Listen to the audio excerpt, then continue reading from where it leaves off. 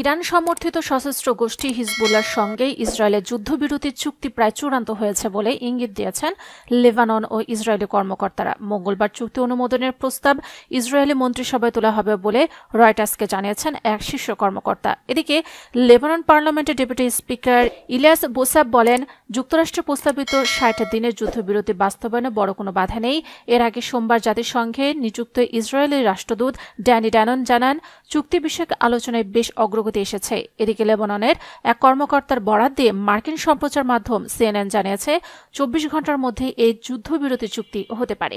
এর আগে রোববার লেবাননে হিজবুল্লাহর সাথে যুদ্ধবিরতিতে নীতিগত অনুমোদন দেয় ইসরায়েলি প্রধানমন্ত্রী বেনিয়ামিন নেতানিয়াহু। সূত্রের বরাতে এ তথ্য দেয় মার্কিন গণমাধ্যম সিএনএন। অবশ্য দুই পক্ষের আলোচনার মধ্যেই লেবাননে হামলা অব্যাহত রেখেছে ইসরায়েল, পাল্টা হামলা চালাচ্ছে হিজবুল্লাহ। এদিকে ৪টি সিনিয়র লেবাননজনিত সূত্রের বরাতে বার্তা সংস্থা রয়টার্সের প্রতিবেদনে বলা হয়েছে, মার্কিন প্রেসিডেন্ট জো বাইডেন ও ফরাসি প্রেসিডেন্ট ইমানুয়েল ম্যাক্রো বিদ্যমান পরিকল্পনার অধীনে আগামী ৩৬ ঘণ্টার মধ্যে হিজবুল্লাহ এবং ইসরায়েলের মধ্যে যুদ্ধবিরতি ঘোষণা করবেন বলে আশা করা হচ্ছে। লেবাননে যুদ্ধবিরতি চুক্তি কার্যকরে যুক্তরাষ্ট্র জোর কূটনৈতিক তৎপরতা চালিয়ে যাচ্ছে বলে দেশটির পররাষ্ট্র দপ্তরের মুখপাত্র ম্যাথিউ মিলার জানিয়েছেন।